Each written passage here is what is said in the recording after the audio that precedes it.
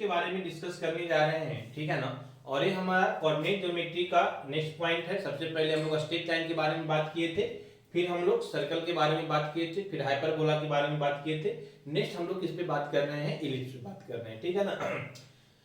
Ellipse भी जो है हमारा लगभग जो सिमिलर कॉन्सेप्ट है वो पैराबोला का ही है। समझ में आ रही बात, बस थोड़ा सा डिफरेंस है। क्या डिफरेंस है, जब हम बात करते हैं पैराबोला का तो वहां पे हमारा दो चीज का रिक्वायरमेंट होता है। पहला एक रिक्वायरमेंट होता है डायरेक्ट्रिक्स का, और एक पॉइंट हमको चाहिए जिसको हम लोग फोकस बोलते हैं। किसके लिए, पैराबोला के लिए। समझ में आ रही बात है ना। एक दो पॉइंट अगर हमको मिल जाता है, एक फिक्स लाइन जिसको हम डायरेक्ट्रिक्स बोलते हैं, ठीक है, और एक फिक्स्ड पॉइंट जिसको हम लोग फोकस बोलते हैं, अगर ये दो पॉइंट हमको मिल जाए तो हमारा पैराबोला ड्रॉ हो जाता है। उसी तरह से सिमिलर वे में कि इसके अलावा एक पॉइंट और, इसेंट्रिसिटी। समझ में आ रही बात, जब हम बात करने जाएंगे किसका, इलिप्स का, तो हमको तीन पॉइंट चाहिए। कौन कौन, एक तो डायरेक्ट्रिक्स चाहिए, एक फिक्स्ड लाइन जिसको डायरेक्ट्रिक्स बोलेंगे। दूसरा क्या चाहिए हमको, फोकस, फिक्स्ड पॉइंट जिसको हम लोग फोकस बोलते हैं। और तीसरा एक और पॉइंट हमको क्या चाहिए, इसेंट्रिसिटी। क्या चाहिए, इसेंट्रिसिटी। क्लियर है ना, समझ में आ रही बात। अब क्वेश्चन उठता है ये इसेंट्रिसिटी क्या होता है, सबसे इंपॉर्टेंट पॉइंट। तो आप याद कीजिए कि हम लोग पैराबोला में क्या बोले थे कि ये डायरेक्ट्रिक्स है, ये फिक्स पॉइंट है ना, एफ फोकस। इसके बीच में कोई एक पॉइंट ऐसा लेना है जिससे कि, है ना, मान लीजिए पॉइंट हमारा P है ना, इसको हम लोग x बाय में लेते थे क्योंकि x बाय में हम लोग इक्वेशन निकालते थे। तो A P से F का डिस्टेंस और P से इस लाइन पे परपेंडिकुलर डिस्टेंस, और इस लाइन पे जहां पे टच करता था उस पॉइंट को हम लोग M बोलते थे। क्लियर है ना। तो ये दोनों जो डिस्टेंस है, कौन कौन डिस्टेंस, एक तो P से F तक और P से M तक, ये दोनों क्या होना चाहिए था, सेम होना चाहिए था। समझ में आ रही बात। तो कहने का मतलब हुआ कि फॉर पैराबोला, है ना, समझ में आ रही बात। एक जो पैराबोला के लिए हम बात करते हैं, पैराबोला के लिए, तो हमारा जो PF इज इक्वल टू क्या होता है, PM होता है। समझ में आ रही बात, है ना। और यही PF अपॉन PM का जो रेशियो होता है उसको हम लोग नाम देते हैं क्या, इसेंट्रिसिटी। और इसेंट्रिसिटी को हम लोग E से डिनोट करते हैं। तो इसेंट्रिसिटी क्या डिफाइंड होता है, this is the ratio of this one PF upon क्या, PM, ठीक है ना। तो ये PF अपॉन PM का जो हमारा रेशियो डिफाइंड होता है इसी को हम बोलते हैं क्या, इसेंट्रिसिटी। तो अब देखिए अगर हम पैराबोला की बात करें तो इसेंट्रिसिटी कितना हो जाएगा, तो दोनों इक्वल है। इक्वल है मतलब दोनों कैंसिल हो जाएगा तो 1 हो जाएगा। PM की जगह पे भी हम PF लिख सकते हैं, तो ये हमारा PF यहाँ भी हो जाएगा, PF कैंसिल होकर 1 आ जाएगा। और E का वैल्यू कितना हुआ, लेकिन किसके लिए, अगर E जो इक्वल टू 1 है तो यहाँ से हमको क्या मिलेगा, पैराबोला मिलेगा। समझ में आ रही बात, है ना। इसी तरह से, है ना, अगर हम बात करें आपको कि अगर E का वैल्यू हमारा लेस देन 1 हो जाएगा और जनरली ये हमारा जो है ग्रेटर देन 0 होता है। क्लियर है ना, ये हमारा ग्रेटर देन 0 होता है। तो अगर एक कंडीशन मिल जाए कि 0 से बड़ा है इसेंट्रिसिटी लेकिन 1 से क्या है, छोटा है, तो इस कंडीशन में जो हमारा कर्व, जो कोनिक सेक्शन मिलता है वो हमको क्या मिलता है, इलिप्स मिलता है। ये हमको क्या मिलता है, इलिप्स। समझ में आ रही होगी बात क्या हम बोल रहे हैं। तो इलिप्स में हमारा इसेंट्रिसिटी का बहुत ही इंपॉर्टेंट रोल होता है। और इसेंट्रिसिटी क्या होता है, तो कोई भी पॉइंट जो हम PF लेते हैं तो P से F, है ना, तो PF अपॉन PM का जो रेशियो होता है उसी को हम क्या बोलते हैं, इसेंट्रिसिटी बोलते हैं। क्लियर है ना बात यहाँ तक। चलिए, तो ये हो गया। एक चीज और इसमें ध्यान रखिएगा, है ना, कि अगर इसेंट्रिसिटी हमारा ग्रेटर देन 1 हो जाता है तो यहां से जो हमारा मिलेगा कोनिक सेक्शन, इसको हम बोलते हैं हाइपरबोला। क्या बोलते हैं इसको, हाइपरबोला बोलते हैं। क्लियर है। तो ऑब्जेक्टिव में बहुत बार पूछता है कि अगर इसेंट्रिसिटी 1 है तो क्या मिलेगा, अगर लेस देन 1 है, ग्रेटर देन 0, लेस देन 1 है तो क्या मिलेगा, और ग्रेटर देन 1 है तो क्या मिलेगा। क्लियर है ना बात। तो यहां से ऑब्जेक्टिव के लिए ध्यान रखिएगा। तो कहने का मतलब मेरा ये हुआ कि एक 3 पॉइंट अगर हमको मिल जाए, ठीक है ना, तो हम क्या ड्रॉ कर लेंगे, इलिप्स ड्रॉ कर लेंगे। अब कैसे करेंगे इसकी बात करते हैं। क्लियर है ना, चलिए आइए ध्यान दीजिए।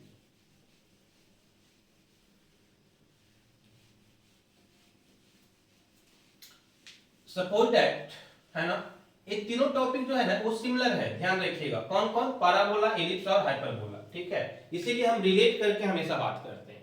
चलिए हम क्या बोले कि मान लिया जाए हमको अगर इलिप्स बनाना है तो एक तो हमको डायरेक्ट्रिक्स चाहिए, एक हमको क्या चाहिए, फिक्स पॉइंट चाहिए, समझ में आ रही बात, और एक हमको क्या चाहिए, इसेंट्रिसिटी चाहिए। तीन चीज। मान लेते हैं कि इसेंट्रिसिटी हमारा कितना है, 1/2 है, क्योंकि जब हम एज्यूम करके बात करेंगे ना एज एग्जांपल, तो आपको समझाने में हमको आसानी होगा और आपको समझ में भी अच्छे से आएगा। तो ये इसेंट्रिसिटी कुछ भी हो सकता है, लेकिन क्या होना चाहिए, लेस देन 1 होना चाहिए, है ना, 0 से बड़ा और 1 से छोटा। क्लियर है? तो 1/2 क्या है, 0 से बड़ा है 1 से छोटा है, तो हम मान लेते हैं कि इसेंट्रिसिटी कितना हम ले लिए, 1/2। अब डायरेक्ट्रिक्स मिल गया, फिक्स पॉइंट हमारा जिसको हम फोकस बोल रहे हैं, फोकस मिल गया, है ना, दिस इज डायरेक्ट्रिक्स मिल गया, और एक पॉइंट हमको इसेंट्रिसिटी मिल गया। तो हम क्या बोले कि अगर ये 3 पॉइंट मिल जाए तो हम इलिप्स ड्रॉ कर सकते हैं। अब कैसे करेंगे समझिएगा, मेरी बात को ध्यान से समझिएगा, है ना, कि सपोज दैट कि ए पॉइंट है ना, ए लाइन से और इस फोकस का डिस्टेंस हम कुछ मान लेते हैं, ठीक है, मान लिया जाए कि ये 12 सेंटीमीटर है। कितना है, आप उस 12 जगह पे कुछ अलग वैल्यू भी ले सकते हैं, लेकिन इस तरह से लेना है कि इसेंट्रिसिटी कितना आ जाए, 1/2 आ जाए। क्लियर है ना, तो हम कितना ले रहे हैं, 12 सेंटीमीटर। क्लियर है बात।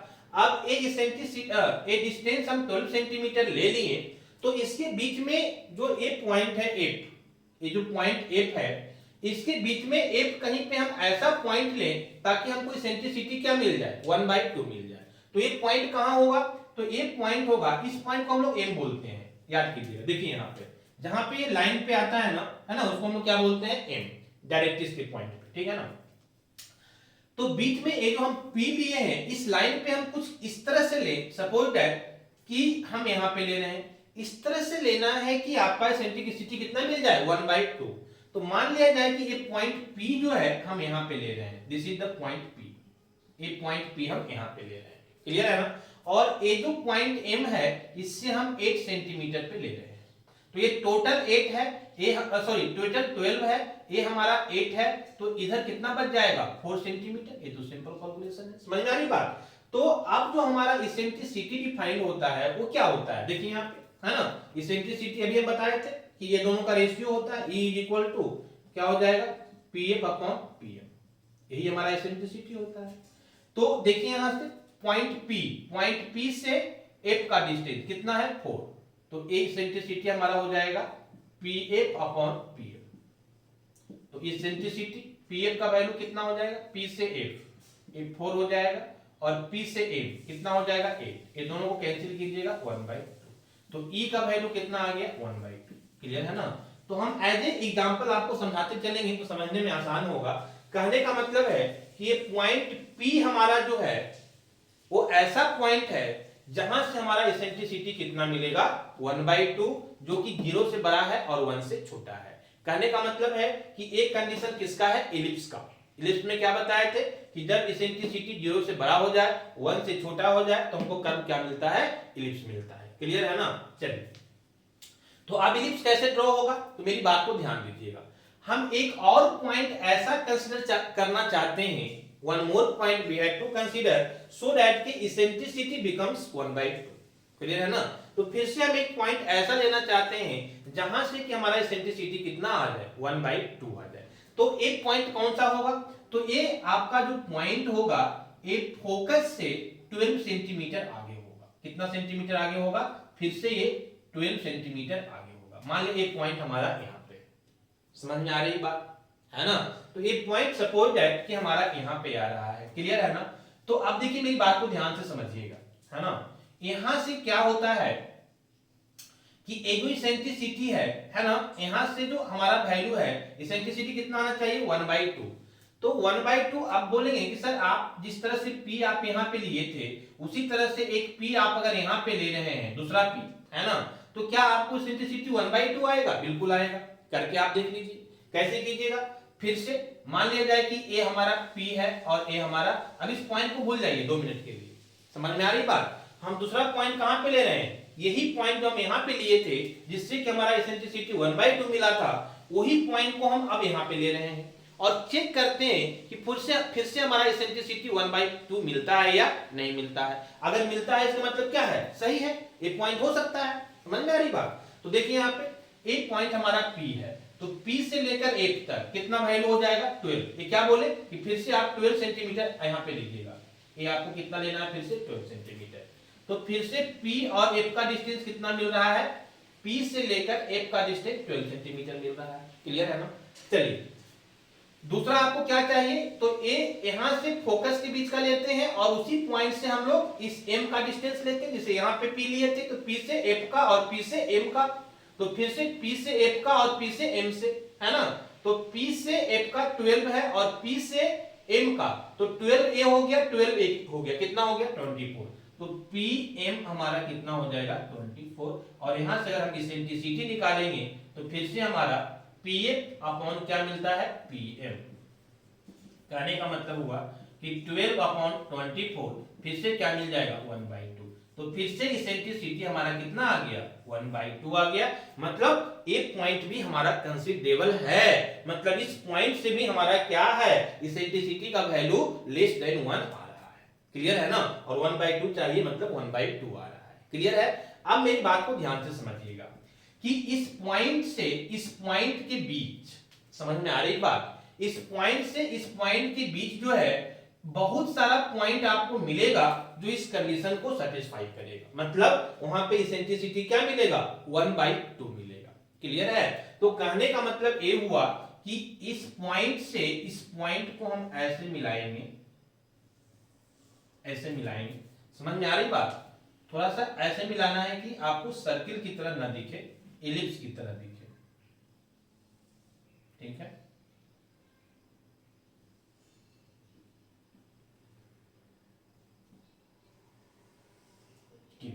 ठीक है। ये हमारा कुछ क्या डिफाइंड होगा, ये हमारा इस तरह से जो है जो कर्व बनेगा यहाँ पे हमारा, ठीक है ना, वो किसका कर्व बनेगा इलिप्स का बनेगा। क्लियर है। तो ये हमारा ये जो कर्व आएगा वो किसका आएगा इलिप्स का आएगा। अब इसके बीच में एक नहीं कई पॉइंट होगा, जैसे एक पॉइंट आपका हुआ ना, उसी तरह से बहुत सारा पॉइंट होगा जो हमको क्या देगा इसेंट्रिसिटी 1/2 देगा। क्लियर है ना।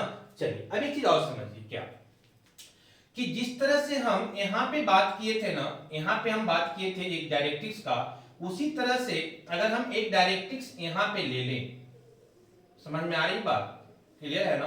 और यहां से हम मान लिया यहाँ पे एक फोकस ले लें, अगर ये F1 है तो इसको हम क्या मान लेते हैं F2। क्लियर है। और यहां से फिर से हम यहाँ पे डिस्टेंस ले लें 12 सेंटीमीटर। कितना ले लें 12 सेंटीमीटर। क्लियर है।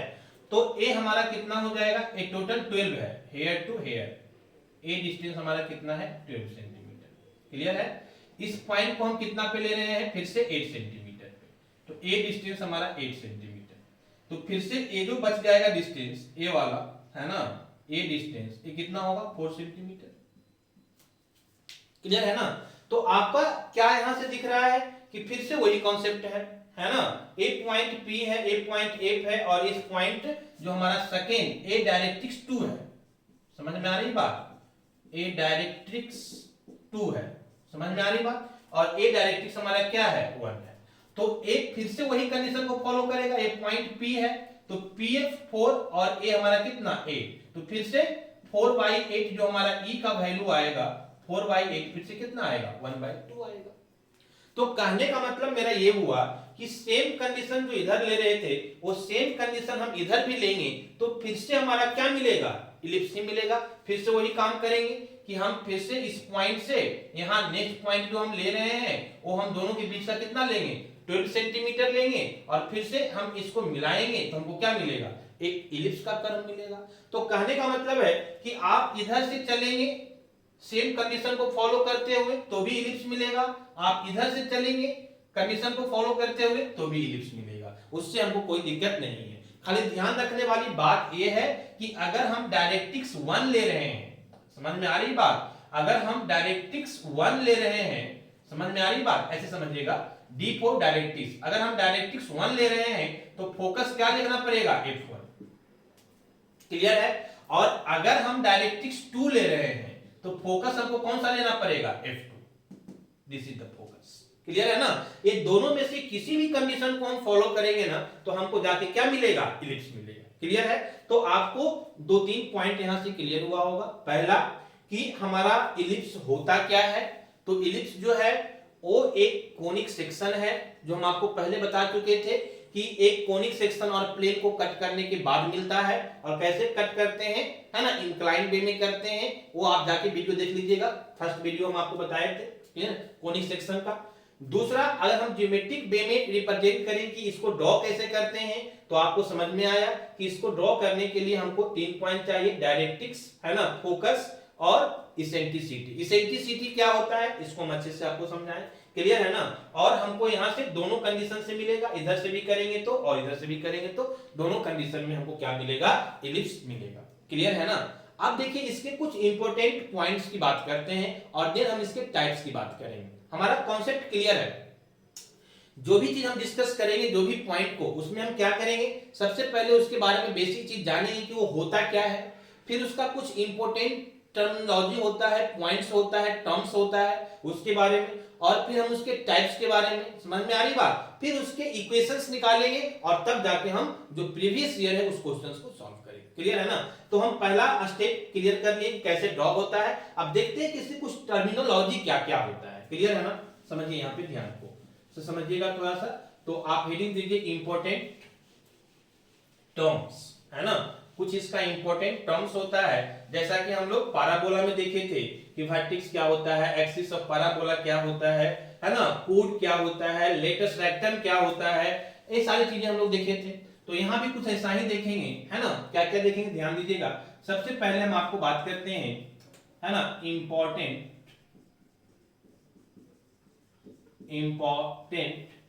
टर्म्स का। कुछ टर्म्स है इंपॉर्टेंट, हम उसके बारे में बात करते हैं, क्लियर है ना। क्या क्या टर्म है, सपोज दैट कि ये हमारा एक इलिप्स है, समझ में आ रही बात है ना, कि सपोज दैट कि ये हमारा क्या है, एक इलिप्स है, क्लियर है। अब देखिए ये जो इलिप्स है, तो आप याद कीजिए पैराबोला।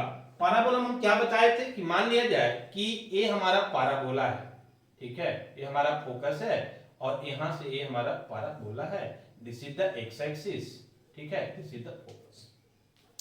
तो हम बताए थे कि यहां पे जो हमारा पैराबोला है, इस पैराबोला का एक्सिस किसको बोलते हैं, तो जिसके अबाउट पैराबोला क्या होता है, सिमेट्रिक होता है। सिमेट्रिक का मतलब जिस एक्सिस के अबाउट ए एक जैसा दिखता हो। तो ये किसके अबाउट दिख रहा था, एक्स के अबाउट दिख रहा था, क्लियर है ना बात। तो ये हमारा जो एक्स एक्सिस होता था स्टैंडर्ड पैराबोला में, वही इस पैराबोला का एक्सिस होता था। अब यहाँ पे अगर हम इलिप्स में बात करें तो मान लिया जाए कि ये हमारा हॉरिजॉन्टल है और ये हमारा वर्टिकल लाइन है, क्लियर है ना। तो हम आपको पूछेंगे कि मान लिया ये एक्स एक्सिस है और ये वाई एक्सिस है, तो हम आपसे पूछें कि ये किसके अबाउट सिमेट्रिक है, तो आप क्या बताएंगे। आप तो बोलेंगे कि सर अगर हम इसके अबाउट देखें, एक्स के अबाउट देखें, तो ये एक्स के अबाउट भी सिमेट्रिक है, क्योंकि एक्स के नीचे जैसा दिख रहा है उतना ही ऊपर दिख रहा है। और अगर हम बाई के अबाउट दिख रहे हैं तो बाई के अबाउट भी सिमेट्रिक है, मतलब बाई के लेफ्ट साइड जैसा दिख रहा है वैसा ही बाई के राइट साइड दिख रहा है। तो अभी हम कैसे बताएं, यहां तो दोनों हो गया, एक्स के अबाउट भी सिमेट्रिकल है और वाई के अबाउट भी सिमेट्रिकल है। तो हम कैसे बताएं कि इसका एक्सिस क्या होगा। यहां तो ठीक है, यहां पैराबोला हम देख रहे थे कि ये हमारा एक्स एक्सिस था, तो इसी के अबाउट ये सिमेट्रिकल है, वाई के अबाउट सिमेट्रिकल नहीं दिख रहा था, क्योंकि वाई के राइट में तो कर्व दिख रहा है लेकिन लेफ्ट में तो कर्व है ही नहीं, क्लियर है बात। लेकिन यहां क्या है, यहां तो दोनों में दिख रहा है, तो यहां पे दो एक्सिस डिफाइंड होगा। कितने एक्सिस डिफाइंड होगा, दो एक्सिस डिफाइंड होगा। एक को हम लोग बोलेंगे मेजर एक्सिस और एक को हम लोग बोलेंगे माइनर एक्सिस, क्लियर है ना। तो ए जो हमारा है ना, जो लंबा वाला दिख रहा है ना, थोड़ा बड़ा वाला एक्सिस, दिस वन, मान लिया जाए ये पॉइंट ए मान लेते हैं, ए बी मान लेते हैं, इसको सी मान लेते हैं और इसको डी मान लेते हैं, क्लियर है ना। तो ये ए बी जो हमारा एक्सिस है, इसको हम क्या बोलेंगे, मेजर एक्सिस। तो ए बी हमारा जो है, ठीक है ना, कहने का मतलब है ये जो हमारा एक्सिस है, दिस इज मेजर एक्सिस, और ये जो हमारा छोटा वाला जो हमारा दिख रहा है, ये हम क्या बोलेंगे, इसको माइनर एक्सिस, इसको हम लोग बोलेंगे माइनर एक्सिस, क्लियर है ना। तो चूंकि ये दोनों की अबाउट सिमेट्रिकल है, इसीलिए हमारा दो एक्सिस डिफाइन होगा, बड़ा वाला को बोलेंगे मेजर एक्सिस, छोटा वाला को बोलेंगे माइनर एक्सिस, क्लियर है ना बात। यहां तो कोई दिक्कत नहीं। अब आ जाइए मेरी बात को ध्यान से समझिएगा कि ये तो हमारा हो गया एक्सिस, ये जो पॉइंट ए से बी तक डिफाइन होता है टोटल लेंथ, इसको हम बोलते हैं लेंथ ऑफ मेजर एक्सिस। तो कहने का मतलब है कि ए बी हमारा जो डिफाइंड होगा यहाँ पे, वो ए बी क्या डिफाइंड होगा, अब इधर आ जाइए थोड़ा सा। जो हमारा ए बी डिफाइंड हो जाएगा, क्योंकि ए बी हमारा कैसा है, मेजर एक्सिस है, इसीलिए ये दोनों पॉइंट, एक पॉइंट यहाँ पे कट कर रहा है पैराबोला को, एलिप्स को, और एक यहाँ पे कट कर रहा है। तो जहां पे दोनों पॉइंट कट कर रहा है, दोनों पॉइंट को मिलाएंगे तो ए बी मिलेगा, और इस ए बी को हम लोग क्या बोलेंगे, दिस इज लेंथ ऑफ है ना major axis, length of major axis. और पैराबोला समझ ही रहे, पैराबोला की बात कर रहे हैं ना, this is the length of major axis. Clear है ना। सिमिलरली अगर हम CD की बात करेंगे तो CD हमारा क्या है, CD जो हमारा है, this is length of minor axis. ये क्या हो जाएगा हमारा, length of minor axis. Clear है ना। चलिए अब एक पॉइंट और है, देखिए ये दोनों पॉइंट परपेंडिकुलरली जहां पे कट कर रहा है ना, देखिए इंटरसेक्टिंग पॉइंट किसका, मेजर एक्सिस का और माइनर एक्सिस का। जो इंटरसेक्टिंग पॉइंट है ना, उसको हम O से डिनोट करते हैं, and this is called the centre of ellipse. क्या बोलेंगे इसको, सेंटर ऑफ इलिप्स। ठीक है ना। तो O हमारा क्या है, O हमारा सेंटर है। क्लियर है ना। तो O हमारा क्या है, सेंटर है। कुछ और पॉइंट की बात करते हैं, ध्यान दीजिएगा, मेरी बात को समझिएगा। अभी हम आपको जब यहाँ पे ड्रॉ किए थे ना, तो हम बताए थे कि दो फोकस डिफाइंड हुआ था, एक इधर से डिफाइंड हुआ था, है ना, जिसको हम लोग क्या बोली थी, क्या नाम दिए थे, F1, और एक इधर से डिफाइंड हुआ था, जिसको क्या नाम दिए थे, F2। क्लियर है ना। तो हमारा क्या डिफाइंड होता है, दो फोकस डिफाइंड होता है पैराबोला में। क्लियर है। अब वैसा कोड जो हमारा फोकस, ये सब चीजें पहले भी बता चुके हैं हम, थोड़ा सा बस रिवीजन कर देते हैं आपको। सारी कॉन्सेप्ट आपको पैराबोला में बता चुके हैं। क्या कि अगर कोई पॉइंट जो है ना, अगर हमारा कोड कुछ ऐसा है, ऐसा कोड जो फोकस से होकर पास करता है, उसको हम लोग क्या बोलेंगे, फोकल कोड बोलेंगे। समझ में आ रही बात, इसको हम लोग क्या बोलेंगे, फोकल कोड बोलेंगे। क्लियर है। दूसरा क्या बताए थे कि अगर कोई कोड जो है वो परपेंडिकुलर है, किसके, हमारा एक्सिस के। समझ में आ रही बात, जैसे ये है, तो ये एक्सिस की क्या है, परपेंडिकुलर है, इसको क्या बोलते हैं, डबल ऑर्डिनेट्स बोलते हैं। समझ में आ रही बात, क्लियर है ना। चलिए एक पॉइंट और बताए थे, क्या कि अगर कोई कोड ऐसा है जो हमारा एक्सिस के परपेंडिकुलर है, एक्सिस मतलब मेजर एक्सिस को बात कर रहे हैं यहाँ पे। देखिए कोई भी यहाँ पे बात करेंगे ना हम पहले, तो मेजर एक्सिस की बात करेंगे, क्योंकि पहले क्या आता है, मेजर एक्सिस आता है। तो अगर कोई कोड ऐसा है जो मेजर एक्सिस के परपेंडिकुलर है और फोकस से भी पास कर रहा है, तो आप याद कीजिए कि इसका नाम क्या दिए थे, है ना, लेटस रेक्टम दिए थे। लेटस रेक्टम, क्या नाम दिए थे इसका, लेटस रेक्टम नाम दिए थे। क्लियर है ना। तो जिस तरह से हम लोग पैराबोला में बात करते थे, उसी तरह से हमारा इलिप्स में भी होता है कि वैसा कोड जो फोकस से होकर पास करे उसको फोकल लेंथ बोलते हैं, फोकल कोड बोलते हैं।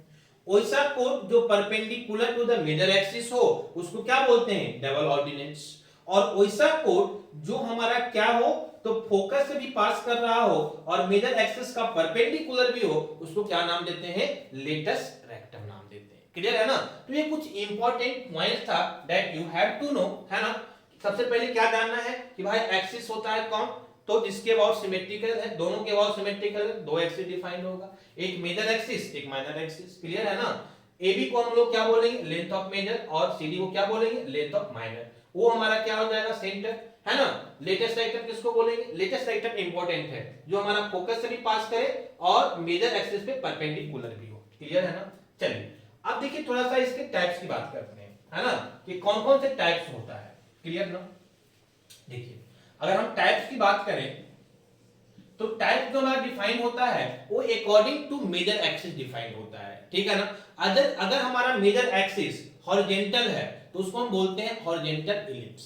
अगर मेजर एक्सिस वर्टिकल है तो क्या बोलेंगे, वर्टिकल इलिप्स। और अगर कोई इलिप्स ऐसा है जिसका जो हमारा मेजर एक्सिस है वो ना तो हॉरिजॉन्टल है ना तो वर्टिकल है, तो उसको हम लोग बोलते हैं ऑब्लिक इलिप्स। क्या बोलते हैं, ऑब्लिक। ठीक है ना। तो कहने का मतलब है तीन तरह से डिफाइन होगा। पहला कि अगर हमारा ऐसा है, ठीक है ना, समझ में आ रही बात? अगर हमारा ये एक्स एक्सिस है और ये वाई एक्सिस है और अगर हमारा इलिप्स ऐसा बन रहा है, समझ में आ रही बात? तो आपको क्या दिख रहा होगा कि इसका मेजर एक्सिस कौन है? यही है ना, कंपेयर कीजिए, यही है ना मेजर एक्सिस। तो मेजर एक्सिस आपका कैसा है? हॉरिजॉन्टल है ना? तो ये जो हमारा मेजर एक्सिस है वो कैसा है? हॉरिजॉन्टल है, इसीलिए इसका नाम देंगे हॉरिजॉन्टल, हॉरिजॉन्टल इलिप्स। समझ में आई बात? क्लियर है ना? और यही अगर हमारा इलिप्स ऐसा है, क्लियर है? आइए इधर दिखाते हैं। सेकेंड,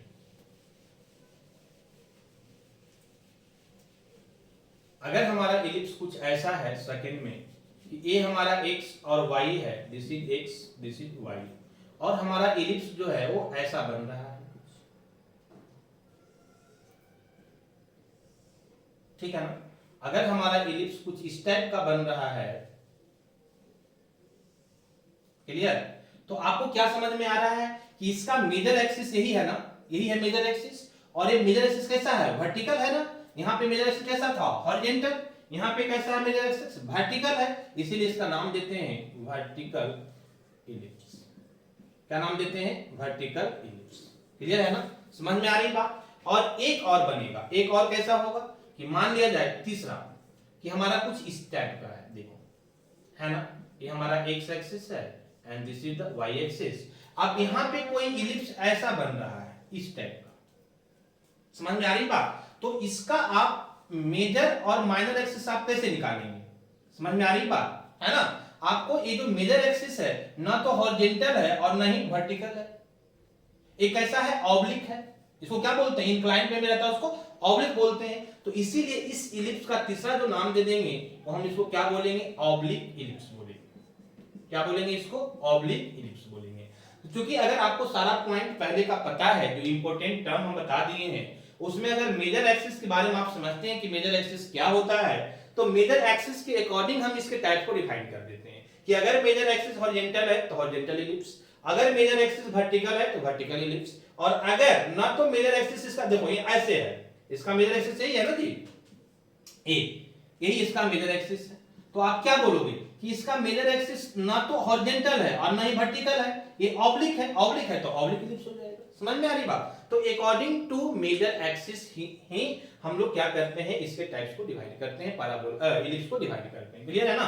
तो अभी तक हम तीन बातें आपको बताएं, बेसिक कि हमारा इलिप्स होता कैसे है, ड्रॉ कैसे होता है, दूसरा कि इलिप्स का इंपॉर्टेंट टर्मिनोलॉजी, टर्म्स क्या क्या है, और तीसरा ये कितने तरह से डिफाइन होता है। क्लियर है ना? तो ये तीन पॉइंट्स हम आपको डिस्कस किए हैं, आज हम आपको यहीं पे बाइंड अप करेंगे, है ना? और नेक्स्ट लेक्चर में हम बताएंगे कि इलिप्स का पैराबोला क्या होता है, स्टैंडर्ड पैराबोला का स्टैंडर्ड इलिप्स का इक्वेशन क्या होता है, इलिप्स का इक्वेशन के बारे में हम बात करेंगे, ठीक है ना?